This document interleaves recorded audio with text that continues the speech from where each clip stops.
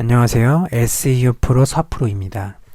오늘은 구글 SEO 상위 노출 방법에 대해서 알아보려고 합니다. 보통 네이버나 이런 사이트 같은 경우에는 사이트 등록이 안 되는 업종들이 있습니다. 아니면 구글 SEO 같은 경우 해외를 타겟팅하는 그런 업종 특성상 구글에 노출이 되어야만 하는 업종들이 구글 SEO를 진행합니다. 하지만 SEO 자체가 우리나라에서는 아직 생소하기 때문에 갈피를 못 잡고 계시는 분들이 많습니다. 블로그 마케팅이나 이런 거랑은 다른 문제라고 보시면 되거든요. 예를 들어서 네이버 같은 경우에는 요즘 다이아 로직, C랭크 로직 여러 가지 유명한 로직들이 있는데 이런 거는 블로그죠. 블로그나 뷰 영역에서 해당되는 것이고 네이버 웹사이트 영역은 구글 알고리즘이랑 비슷하게 거라고 하지만 아직 국내의 익숙한 마케팅 기법, 이런 익숙한 마케팅 기법들과 많이 다르다고 보시면 됩니다. 그럼 구글 SEO는 어떻게 하면 될까요? 구글 SEO에 대해서 한번 이제 알고 가는 게 좋을 것 같은데요. SEO란 간단히 말해서 검색 엔진 최적화의 약자입니다. 검색 엔진 최적화라는 거는 구글의 입맛에 맞게 내 웹사이트를 최적화해야 된다는 뜻이에요. 검색 엔진 최적화는 크게 두 가지 방식이 있는데 첫 번째는 온페이지 SEO, 온페이지 SEO가 있고 두 번째는 오프페이지 SEO가 있습니다. 이 두 가지 방식만 알고 계셔도 거의 다 알고 계시는 거라고 보면 됩니다. 첫 번째로는 테크니컬 SEO라고 불리는 내부 페이지 SEO입니다.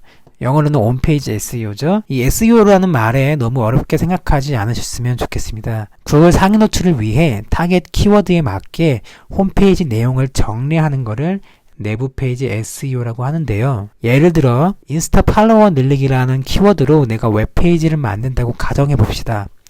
인스타 팔로워 관련 내용 대신 엉뚱한 내용이 들어가 있으면 구글 로봇에서 어떻게 인식을 할까요? 이거는 엉뚱한 내용이기 때문에 적합하지 않다라고 판단해서 구글 검색 하위에 노출시켜주게 됩니다. 따라서 타겟 키워드에 맞게 웹페이지를 관련된 내용으로 구성해 주시는 게 좋습니다. 그래야만 처음 순위 산정이 될 때 최대한 높은 순위에 타겟팅이 된다고 보시면 될 것 같고요. 내부 페이지 SEO 같은 경우에는 수십 수백 가지의 요소가 있기 때문에 이에 대한 자세한 내용은 나중에 영상으로 풀어드릴 거고요. 오늘은 메타 태그랑 검색 키워드에 맞게 정보를 세팅하는 게 메타 태그인데요. 이 메타 태그랑 로봇txt, 사이트맵 이 세 가지만 충족을 해도 내부 페이지의 절반은 된다고 보시면 되거든요. 일단 이 세 가지는 한번 충족을 해보시는 게 좋을 것 같습니다. 그 다음은 외부 페이지 SEO인데요. 외부 페이지 SEO 같은 경우에는 크게 두 가지로 나뉘어서 트래픽과 백링크로 구분이 됩니다. 트래픽 같은 경우에는 내 사이트의 방문자라고 보시면 되고요. 이 방문자의 체류 시간, 활동 페이지, 그러니까 활동 페이지라 하면 몇 페이지를 더 활동을 했는지 이런 자세한 내용들이 순위에 영향을 미친다고 보시면 됩니다. 체류 시간을 늘리려면 좋은 컨텐츠를 만들어야 되고요. 좋은 컨텐츠는 제가 다음 페이지에 설명을 해드리도록 할게요. 이 백링크 같은 경우에는 좀 생소한 개념이라고 보시면 되는데요. 간단히 말하자면 내 사이트의 링크를 다른 사이트에 언급하는 것을 뜻합니다.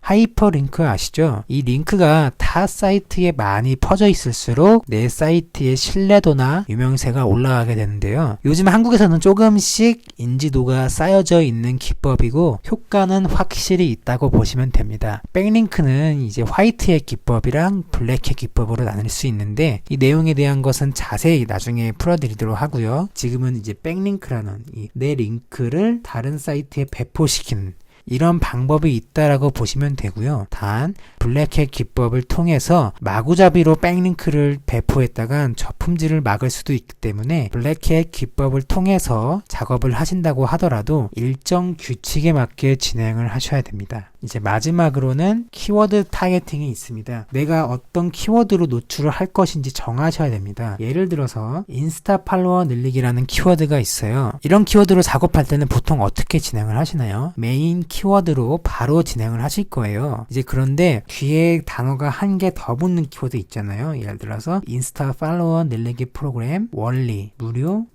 해시태그 무료 구매 이런 것처럼 한 개가 더 붙는 키워드로 맨 처음에는 작업을 하시는 게 좋습니다. 이런 키워드를 긴 꼬리를 형성한다고 해서 롱테일 키워드라고 하거든요. 여기 보시면 되겠지만 롱테일 키워드로 작업을 한다고 보시면 되는데요. 이렇게 조금씩 키워드의 유입량이 많아지다 보면 긴 꼬리 모양을 형성하게 됩니다. 결국에는 이런 키워드의 유입량이 조그만 메인 키워드 있죠. 유입량이 높은 메인 키워드의 유입량이랑 거의 흡사합니다.